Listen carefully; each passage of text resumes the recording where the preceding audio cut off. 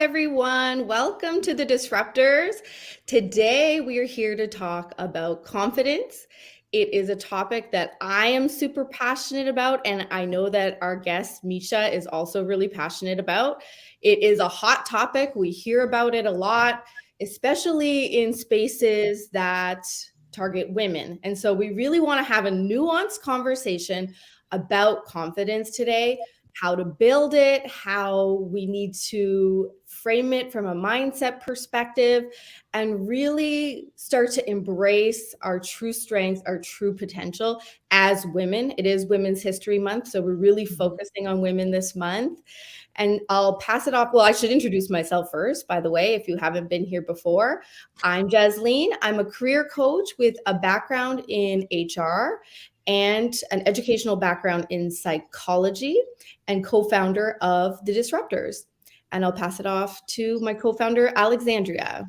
Thanks, Jasleen. So like she said, my name is Alexandria. I am an executive leadership coach with a background in counseling therapy, educationally from psychology.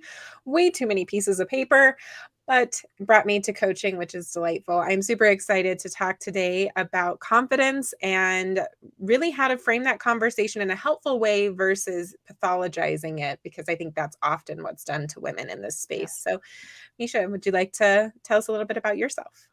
Yeah, my name is Micha Goebig, and I'm the founder of Goebig Coaching and Communications, which means my background is primarily in the and communications part. I have about 20 years of experience there. I do have an agency with a team in the UK and in Germany that primarily serves the car industry. That is where my angle to coaching comes from, which is primarily working with women in male-dominated spaces. And that's how those pieces go together. I have a lot of experience in those male-dominated spaces. I think I thought that was the normal space to be in for most of my life, like many women my age at least.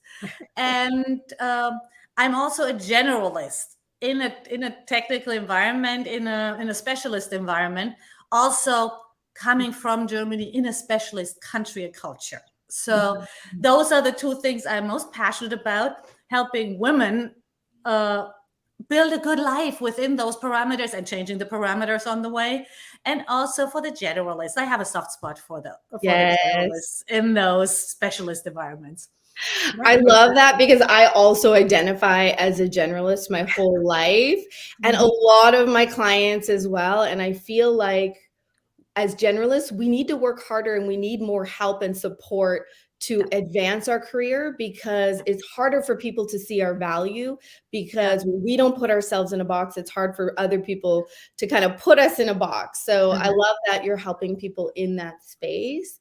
And so I want to talk about, I mentioned how this is a hot topic, and a lot of these big conferences we see that market toward women, confidence is always kind of a cornerstone of the whole event. And I don't see other events that in the business space or in the tech space that target men kind of make confidence for like the front and center thing. It seems like this is this a woman's problem? Are women inherently less confident? So what are your thoughts on this?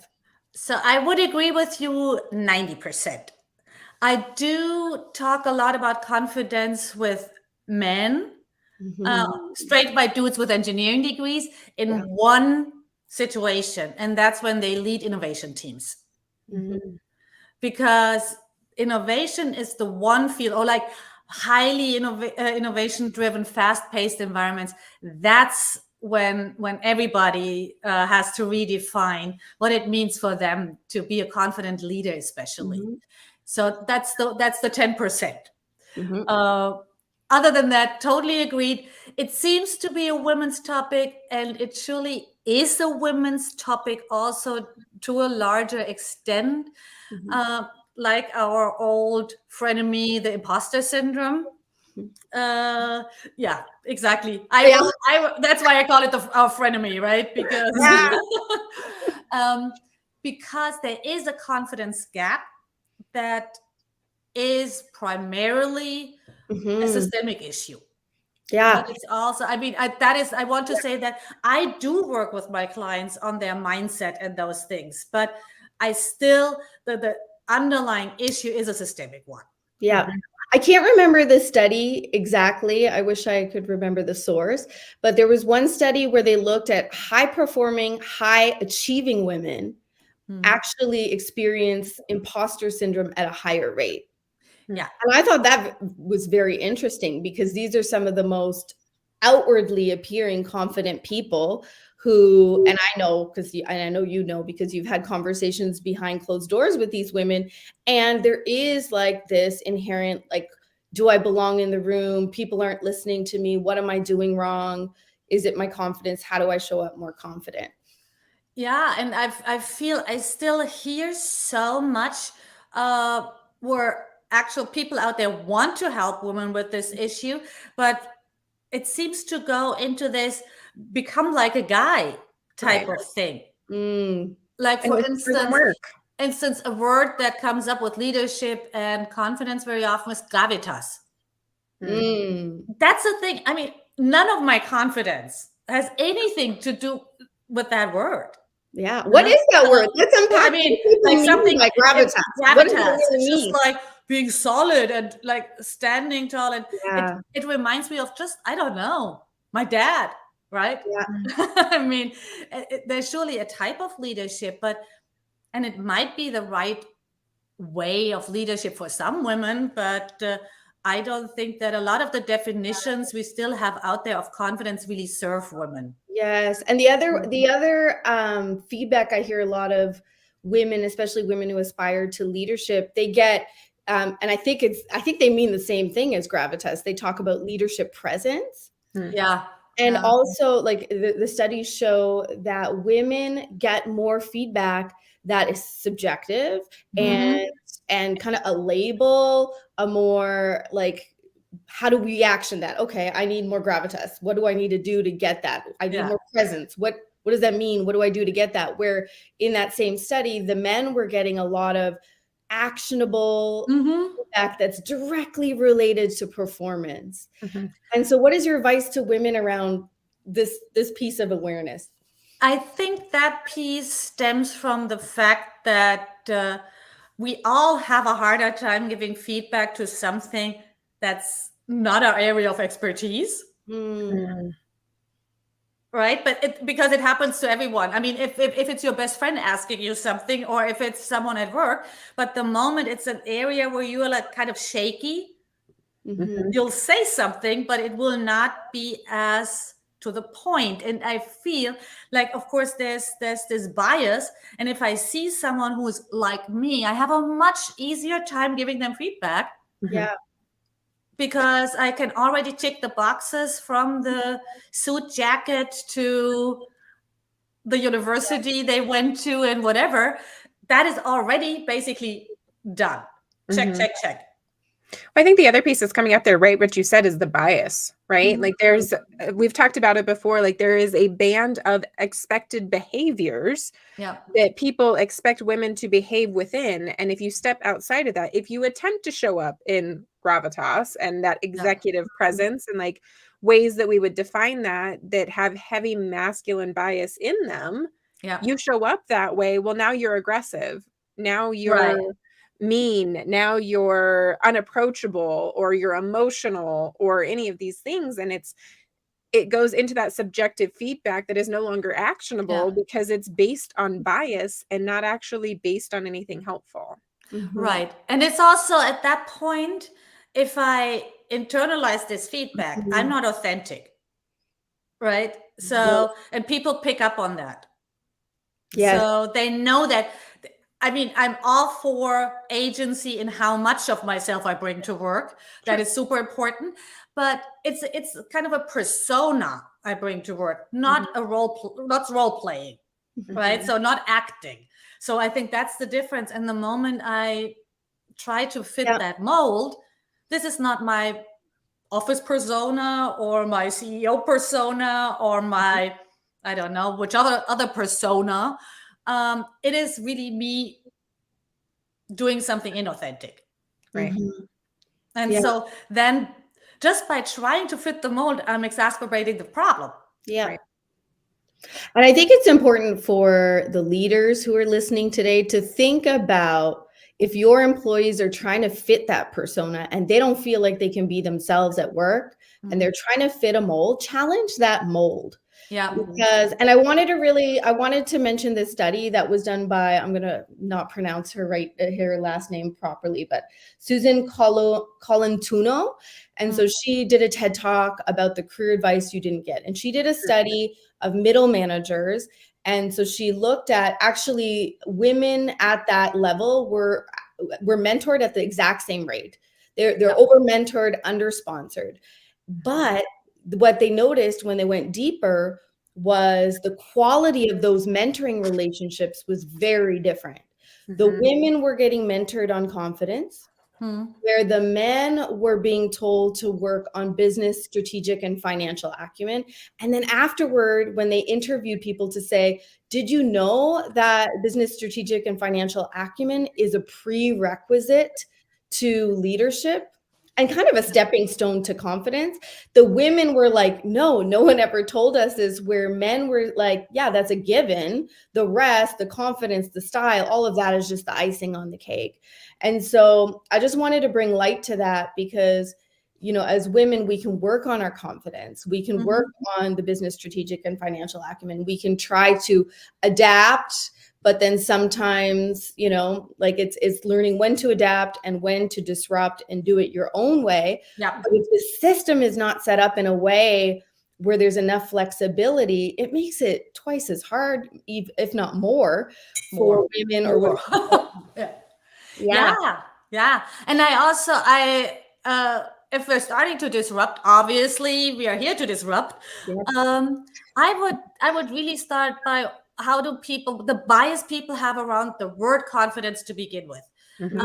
I totally know that I still fit that stereotype pretty well when I talk about confidence because yes, I am an off the charts extrovert.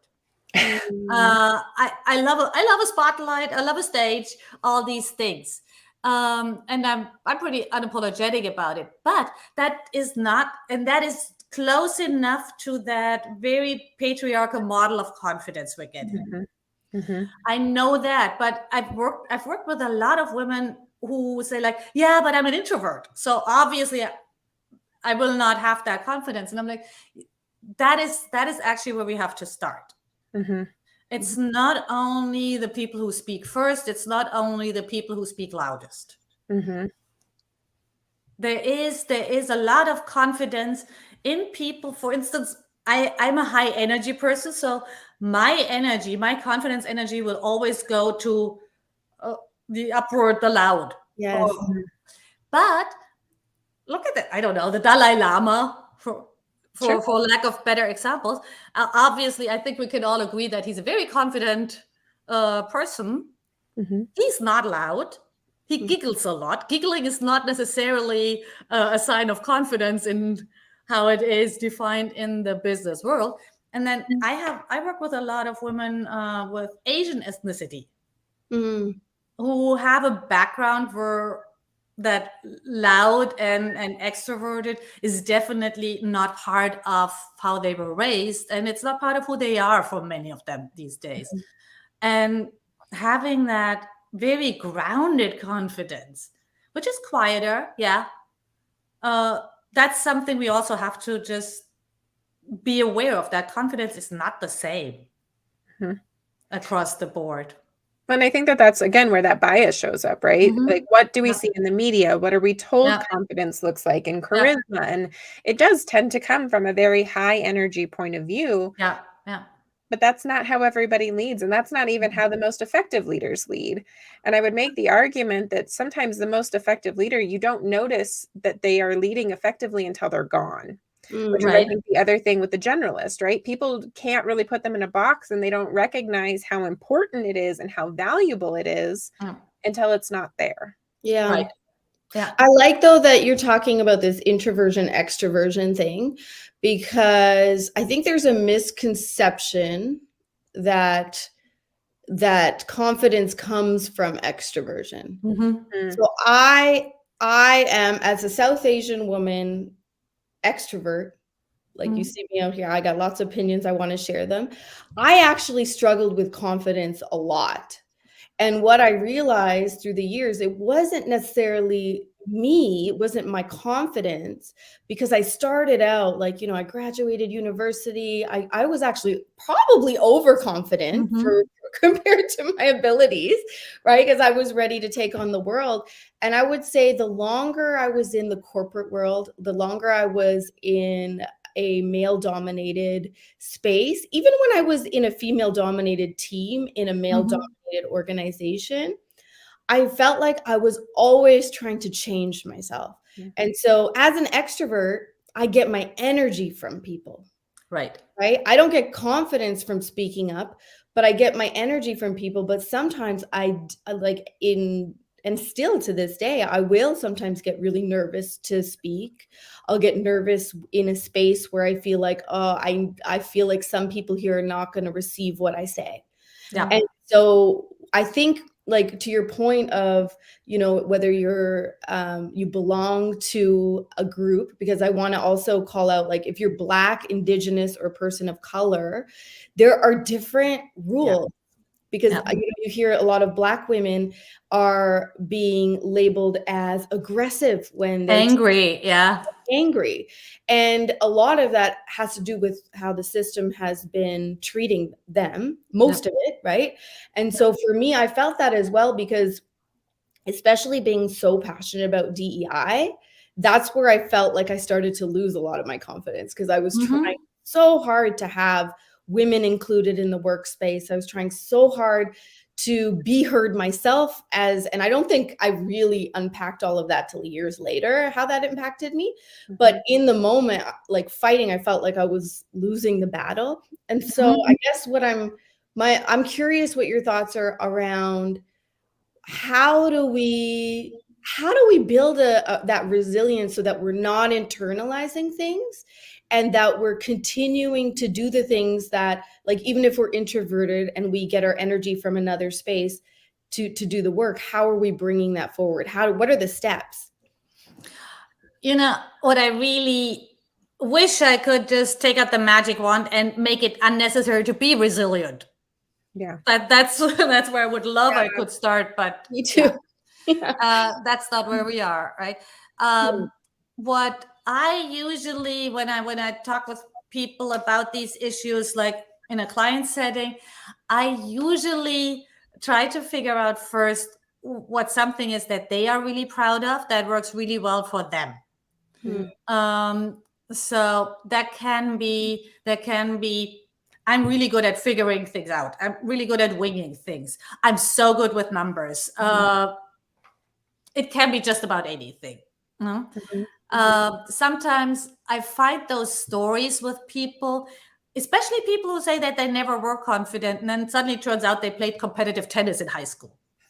And I'm like, you couldn't play it safe.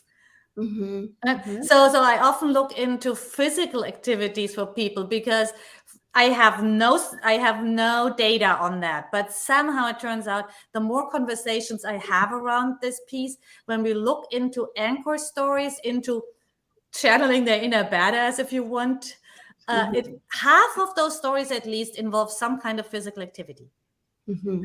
And I don't have the data, but my intuition now leads me to those things. When someone mentions sports, dancing, anything, I'm like,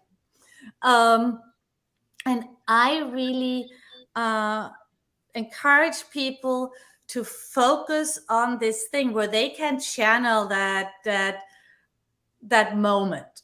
And even if it's just, I personally, my anchor story, as I call it, I often go through that, like when I brush my teeth, when I prepare for the day. If it's a day where I have a lot of, I don't know, high level conversations, I get nervous. Of course I do. That's okay, because I'm still operating from a place of physical safety, right?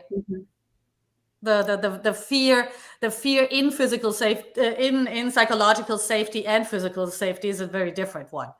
And that's what I tackled with my anchor story. And I'm like, channel my 7-year-old self. I think that's super important to point out, right? That anchoring in safety and then almost the acting through the fear, right? Yeah, Confidence, I yeah, think, is often talked about like, oh, it will arrive and then you can go do things, right. where it's the doing of the things that gives you more confidence in your capability. So having that anchor story that you're talking about, like when was the last time you remember feeling super confident and Yeah, just like yeah, owning your own space yeah, and step into that energy and bringing yeah. that back into the forefront and knowing I can do hard things. I've been Exactly. doing hard Yeah, things. Like yeah, here's all the hard things that I've done and almost yeah. reminding ourselves. I think we have a memory problem more often than anything Yeah, Mhm. of, hey, remember Yeah, you can do this.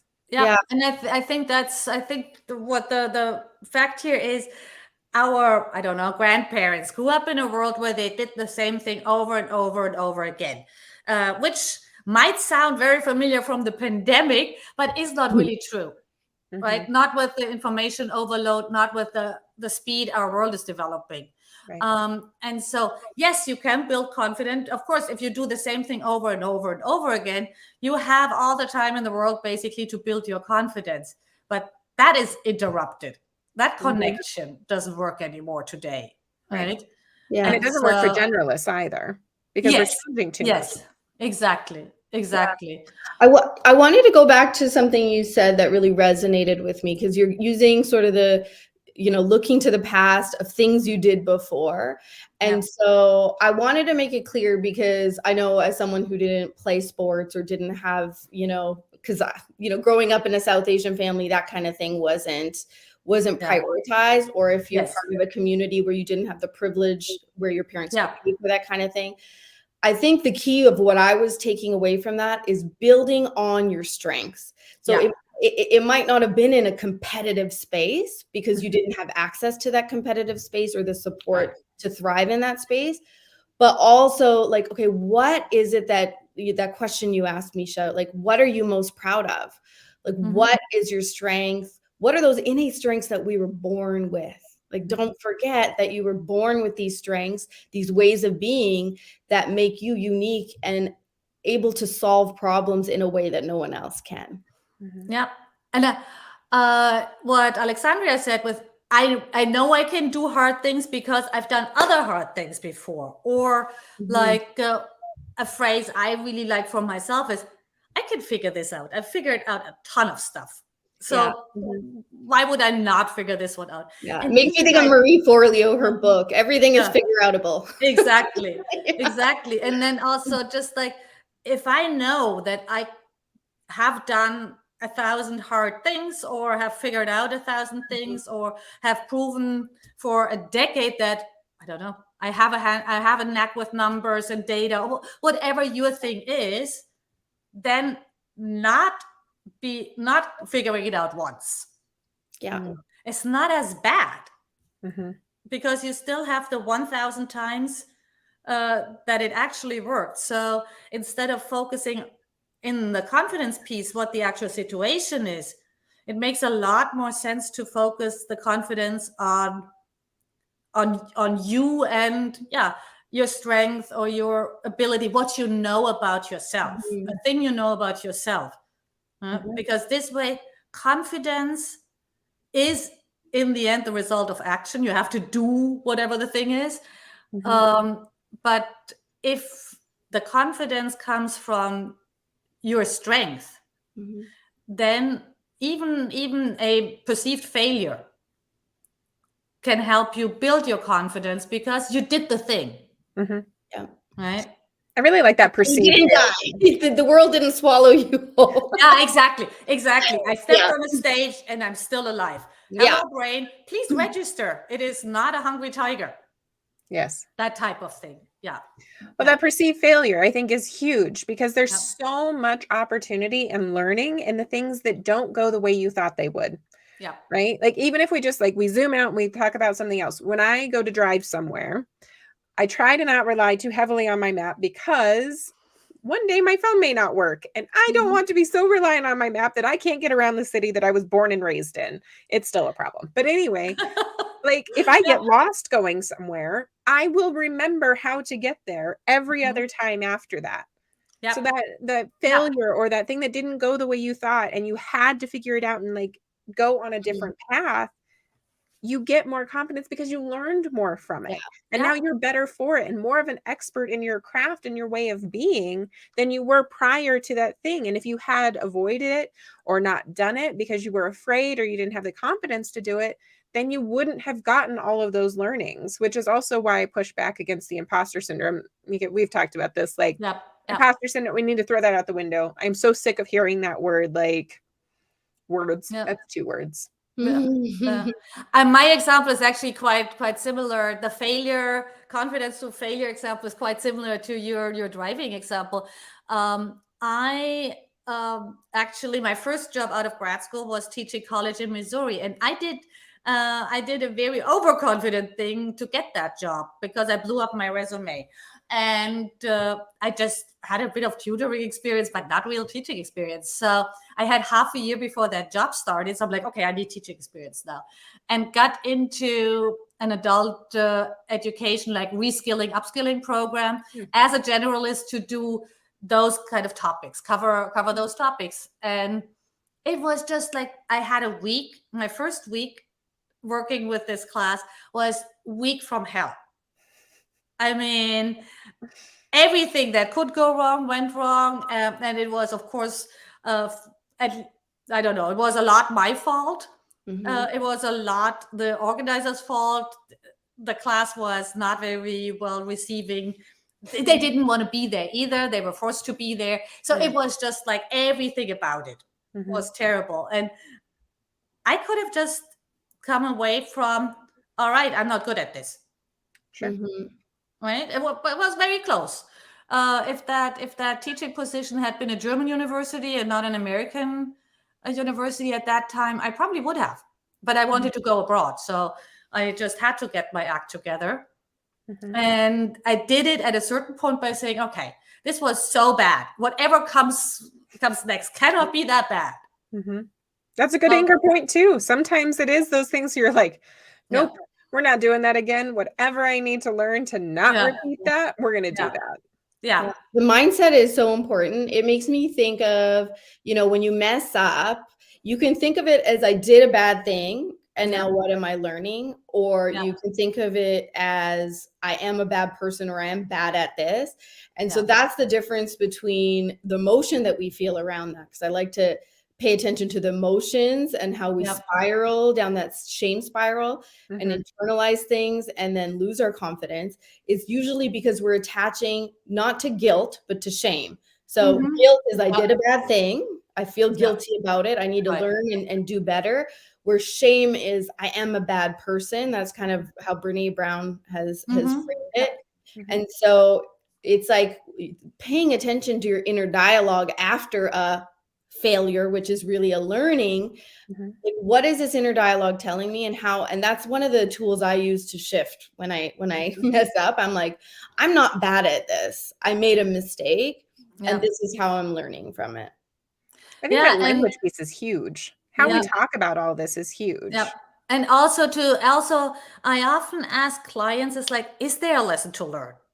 Because we are so trained on, okay, there must be something I'm taking away. And sometimes it isn't, because it's really not your fault. I mean, it's like, you can't learn a lesson from, I don't know, a tree falling in a storm and interrupting the power lines. If that messes up your tech setup, well, obviously there's no lesson to learn, but without going to that length, there are a lot of things where you're just like, and I think it's also important, because I don't know why I'm thinking about it from an emotional perspective today, but really paying attention to, because people say, oh, you can't control your emotions. Often we can't. If it's a core emotion, if we're in a space where we're going to get triggered, our fear responses being triggered, our fight or flight, our mind goes blank, that kind of thing.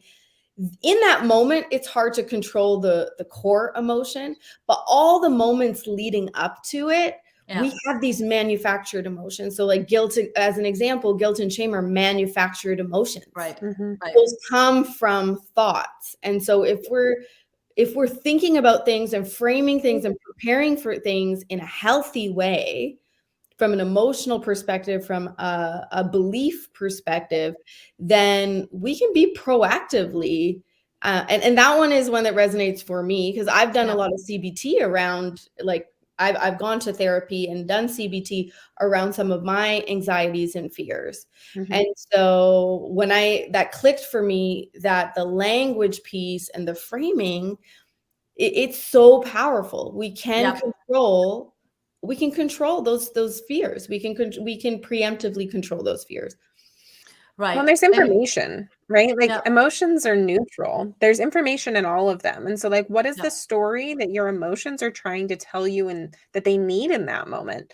And it's all stories, right? It's all constructs. Everything is a story and a construct. And we either created it ourselves or we got it as a compilation from somewhere else. yeah. And how do we want to make sense of it? So the tool that I use, like digging through those things, is the Byron Katie Is It True exercise. Mhm. So like working through like, okay, this story that I have, I'm not confident as a leader in this space. Like, okay, is that true? Like, what is the tangible, recordable evidence that says Yep. that that's true? Whatever story you have, like, I'm not being listened to, I'm not respected, and working through it, looking for that evidence. If you don't have any evidence, then the opposite is just as likely true. Yeah. And then you have a choice to believe what you want to, Yeah. because it's all a made up feel fact in the first place. So you might as well choose the one that you like better.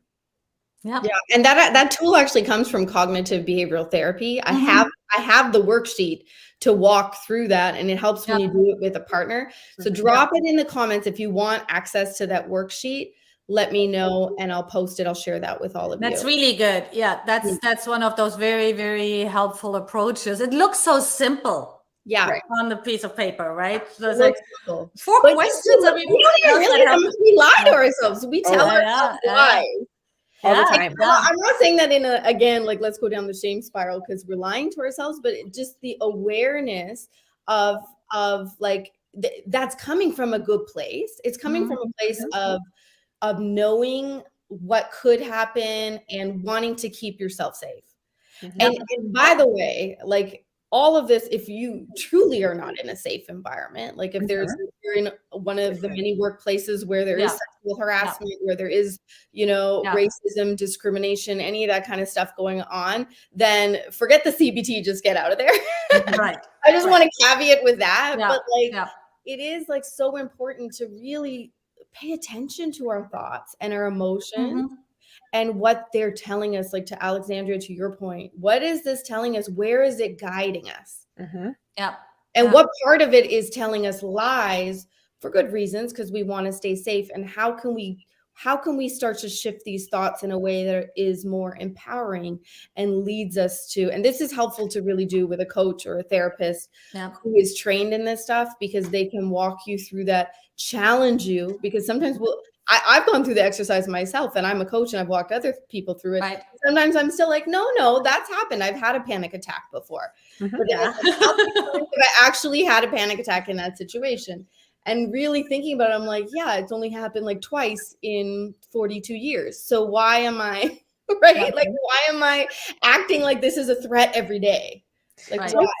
Let's go back and talk about specifically the unsafe environments, because I Yeah. think that that would be the most impactful for people, because there are a lot of environments that are on the toxic side, if not just like full blown toxic. Mhm. Yeah. If you're in that situation, right, and you've got this imposter showing up, you've got confidence issues showing up, and really it's a system or an environment issue, what then? Hmm. And how do you tell the difference? So the difference is easier to tell if you have someone outside of the organization who is a trusted advisor at that point. If that's a coach or therapist, I mean, probably in this case, a coach, not a Coach, therapist. yeah. Therapists have other roles to fulfill. Or if you have a mentor outside of the company, Mhm. it's probably something you want to express verbally first. Mhm. Mhm. Hear yourself talk about it, give someone else a chance to receive what you have to say about it, and sit with it first, or also this other person. But of course, it's so hard, because I feel, especially women, but Mhm. probably also everybody else who is part of a marginalized group will tend to see the fault in themselves first, Mm-hmm. because that's what most of us have learned, Mm-hmm. right? If there's a problem with me fitting in, then I am the problem, Right. because obviously everybody else fits. And because we're being told that we Yeah. are the problem. Yeah, Right. of course. Actively. Yeah. Yeah. Yeah. And And so we believe it. there is very little to wiggle room for anything else but to leave eventually. But I think that is the point where you need someone else to help you understand that there's Yes. nothing wrong with you. Mm-hmm. Yep. And that is probably someone outside of the company. Yes. Yes. I agree, because I feel like, especially internal, like you start to if you're being gaslit into Yeah. believing that it's you and that the organization's perfect, the systems are perfect, your boss is perfect, everything else is perfect, and it's a you problem, then you need to go outside, because that person is not drinking the Kool-Aid, so to speak. Right. Because a lot of the people inside will say, no, I've adapted and it worked for me. And I've that- adapted and it's worked for me. So they're validating that, yeah, it must be Mhm. you. And And that's the normalization that we still have a lot, because we're conditioned that way, right? Yep. Of course I can adapt. It just sucks. Mm-hmm. Huh? Just because you can do something doesn't mean you should. Yeah, I could probably do a lot of things that I don't want to do, right? And and some people also can't. That's the other thing. Not everybody can, because if your skin color is different, you will always stand out in a Right. wide organization. Or if you're the only woman, you will always stand out. So you can't always. But even if you could, doesn't mean you should. But if you're a mentor within the company, I mean, it's still someone who operates within the same environment, right? So even if they're extremely well-meaning, I think at that point there is a limit to what they can do, even allies and mentors within the company. That's why I feel at that point you really need one trusted person outside. That's where a career coach really can help, because they can frame it in a way of, okay, this is who you are. These are your strengths. This is the environment where you'll thrive. Let's pay attention to these elements in this environment.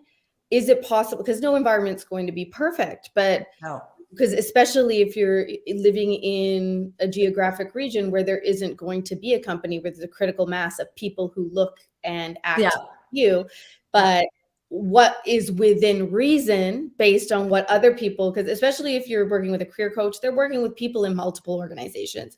They know what's typical and they know what's over the threshold of toxic work culture, and what is going to make you unhealthy on an emotional and sometimes physical level. Well, and I think the ownership of that, right? Like, what do you need? Because we're still shifting. Like, I think we have shifted more into that human first realm and era of leadership and of companies, where it was business first before. Like, after the pandemic, like there is no going back, even though some people are really trying to shove it back. But not every environment is good for you or right for you. And having the people that are good and right for the environment helps that environment get better, and allowing people the space and freedom to move where it is good for them, because there isn't a monolith of the perfect company that everybody would thrive working in. That's not a thing. No. Because sometimes it's just it could be a miscommunication thing. You could sit down with your leader and say, okay, I'm being told this is my weakness. But like sometimes a weakness is a strength in disguise. It's because your strength is different than your leader's strength, and they want you to do it their way because it's worked for them, but you have a different way of doing it that can actually create innovation in a company. And so I was doing some research last night for a presentation that we're doing, and they find that professionals versus non-professionals, professionals are less creative, less innovative, more indoctrined into like that corporate culture. Non-professionals can be more creative because they don't have those restrictions. And so yes, we need to have some sense of like norms and culture established in an organization to move forward in the same direction as a unit. But at the same time, there needs to be a balance, especially in industries like tech, because what it does is it stifles innovation. It stifles authenticity, like you said, Mika. Yep. Like Yep. you're betraying yourself if you're not showing up authentically, and eventually that's going to come back to, it manifests as depression, anxiety, burnout. And I feel most people do have a gut feeling for what is a compromise and what is really too much, what is going to my core, because we all have to rely on that intuition also in our personal relationships. Because I mean, we always compromise, right? Day in, day out, we compromise because our partners are different people and they have different needs, and I think it's hard. It's still hard to do it, and it's still hard to see it as something where you have that you have control over. Yeah. So that is a choice. It's hard, but knowing that we have that radar for ourselves, most of us. I think that goes back to the trusting of self. And I think that becomes hard, especially in the business environment, which women and other people from historically marginalized communities are told to not trust themselves because they don't know. Yeah. And so when your intuition alarm bells are going off and you look around and nobody else is yelling fire, that erodes your confidence too. And then it does. Creates this distrust in self. So if you find yourself in that position, because I know that was something that I struggled with too, like moving from the therapy space into the tech world and running tech departments, I was like, what is happening? It was like a rug being pulled out from underneath. And then the confidence did get eroded. I was like, my alarm bells are like screaming at the top of their lungs that something is wrong, but everybody else is looking at me like I've lost my mind. And then you're like, well, did I lose my mind? Like, I don't know. So if you're in that position, you're questioning self now, even though you have your intuition, it says a thing, nobody else agrees with the thing. How do you hold that confidence or build on that to keep speaking up? That's probably the most difficult thing ever, right? Because I feel a lot of people don't have that self-trust because it was eroded, right? I mean, everybody has it when they're very young. So, and for some people, it gets eroded very early. And other people have the good fortune of spending longer times in that self-trust. So it's easier to come back to later, right? If I have, I don't know, 15 years of self-trust under my belt in my first 15 years of life, it's way easier to come back or even longer than someone who was very unfortunate and had that eroded like very early in their lives. So, but I feel again, there is no quick solution. There is absolutely no quick fix. And it's a combination of really talking to people who can tell you that it's not you. Some of them just because they love you.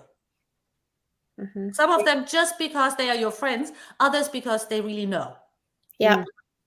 Right? So that's both have their value. Your personal cheerleader they have their value, and of course your power posse who knows totally what's going on, or a coach. So have that. That's really something when I talk to people who tell me, "Oh, I'm so bad at networking." You don't need 1,000 people. Jasleen probably does. I do too, because that's the extroverts. But you might be fine with 5. Yes, right? I could not handle 1,000 people. That you make friends with the extrovert. You make friends with the extrovert, and then they can say, "Well, I've got people in my network that I want to." You need 17 people. I can bring them all. Yeah. So I think sometimes with the networking, it's not knowing how to position yourself for networking.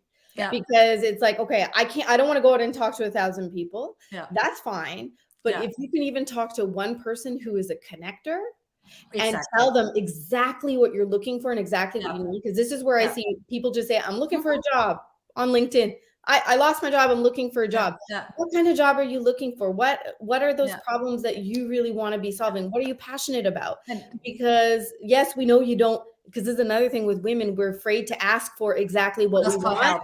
We just Yeah. want to be grateful for any job. But having that attitude of saying, oh, I'm just grateful, what that does, it actually, you think that that's opening you up to more opportunity, but it's closing doors, because when Yeah. you're marketing yourself to everyone, you're actually Yeah. marketing to no one. They don't know how to help you. They don't know who to set you up in a room with. They don't. Exactly. That is the thing.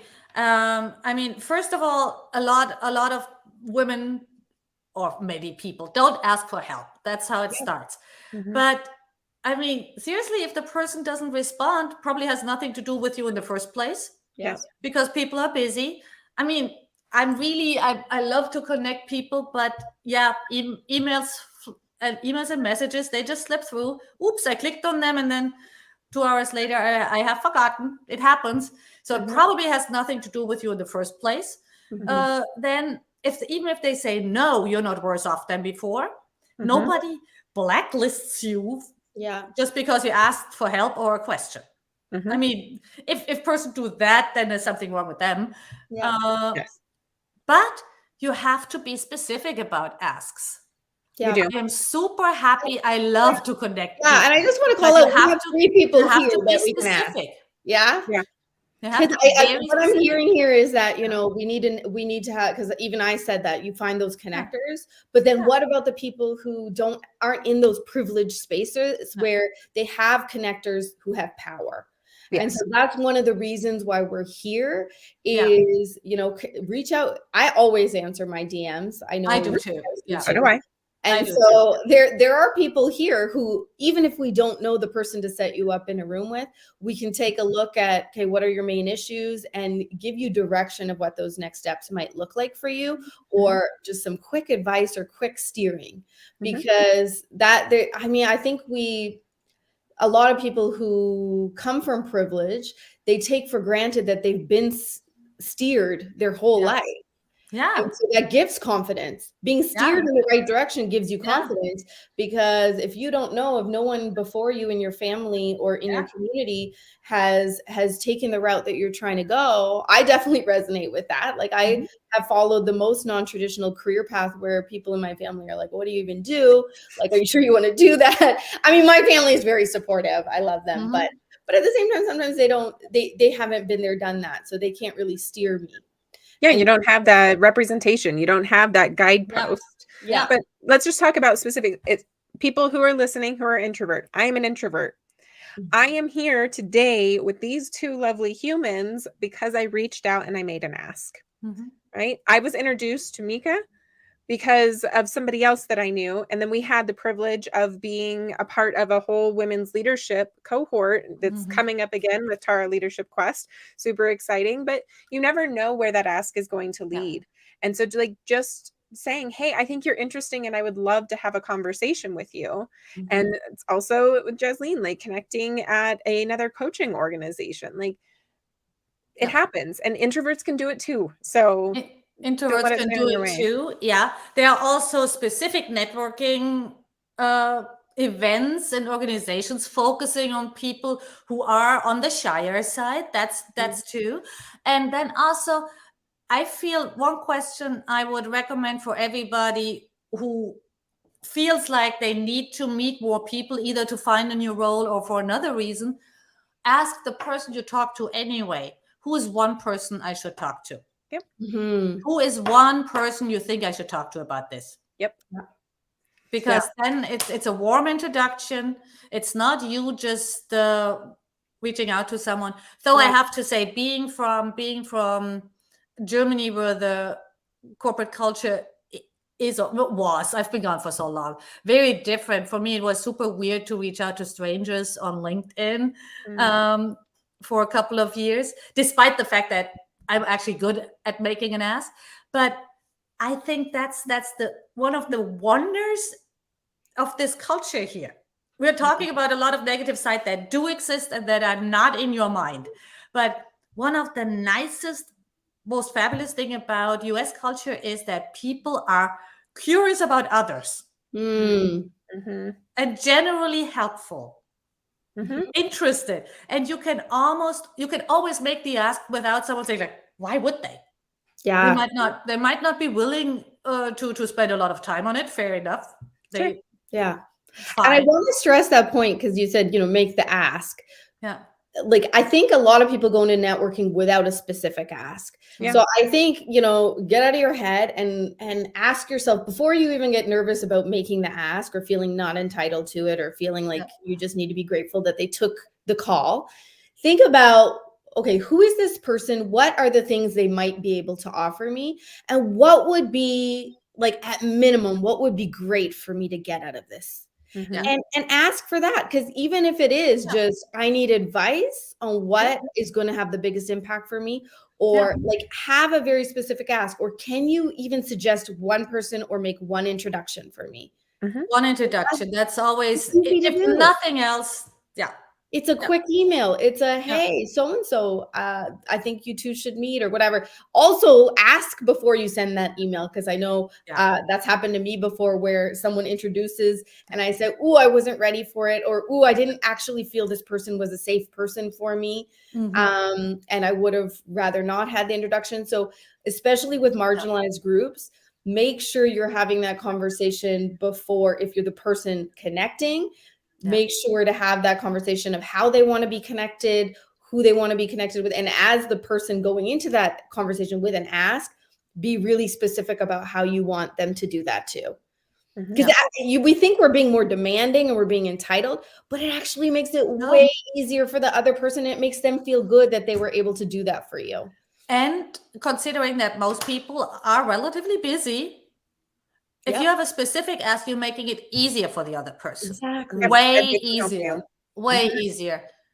And they might even, if they are people with a team, they might even say, "Oh, would you get back to that person?" Even that, right? But it has to be specific. If it's not specific, it will linger in them inbox a way longer, and then it's like, okay, now I can ignore it. I guess it's been too long. That happens. It does. Well, and I think connecting it back to the confidence thing, right? Like if you are in an environment in which you've got your self-trust eroded, you weren't feeling confident, and all of those things are true, starting to reach out outside your network and do some reality checking and start talking to people about what's happening so that you can get those stories. Are they feel facts? Are they facts? Now what can I do about it? But reach out and make the ask. People want to support you and want to help you. Yeah. So in the last few minutes that we have, where can people find you and connect with you? And what do you have to offer? I actually have a very limited social media presence right now. So LinkedIn is best. LinkedIn is actually where I am myself and where I see the messages. So please always feel free to reach out through LinkedIn.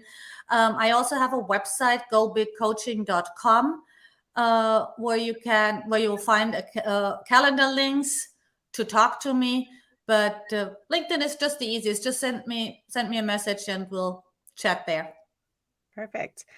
So next week we have a little bit of a different setup than normal. We are doing a town hall forum, and we are looking for people to submit questions if you don't want to ask them live, but it will be a LinkedIn audio, which thank you for introduction to that, Micha, because you are the reason why we were doing an audio. So join us for that. The event is on the Disruptors page. If you have a question that you want to submit anonymously, I will drop the link in the comments today so that you can go submit it, and we will respond to it during the forum itself. We look forward to having you all there and answering your questions about confidence, about being a woman in a male-dominated space, a career advancement, like whatever you want to ask, we are here to respond to you. And if you're listening to us on the podcast, you want to tell them where they can find that, Jocelyn? Yep, you can find us on Apple and Spotify and Anchor, and we'll post the links. We'll post all the links below. We'll post the links to the anonymous questions. And by the way, you can ask questions live as well. Please come live. I've been to one of those sessions before. It's similar to Clubhouse, and it's really interactive. It feels like a safe, supportive space. You can come up and talk. It's like free coaching. So please please join us. And as well as if you're watching this live on LinkedIn, or if you're listening to us on podcast, share this with someone. Share this with a man. Okay. This is I'm going to give you a specific ask. Share this with a man, because I want men. This is not a woman's problem. That's one of the messages we really wanted to hit at with this episode. This is not a woman's problem. Okay.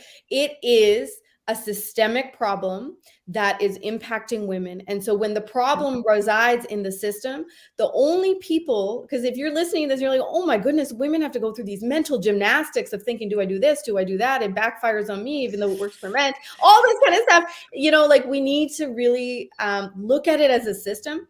And also, we really like to integrate this with business at the Disruptors when we work with our clients, because think about it this way. Like if you work in tech, think about UX, UI design. And if the design of your organization only works for some people and not for others, like what is that really saying about you as an organization? Because if you can get good at this, if you can get good at including people and looking at strengths in different ways, and rewarding people in different ways for different types of behaviors that lead to the best results, then you're actually going to be more innovative, and you're actually going to be ahead of other businesses as well.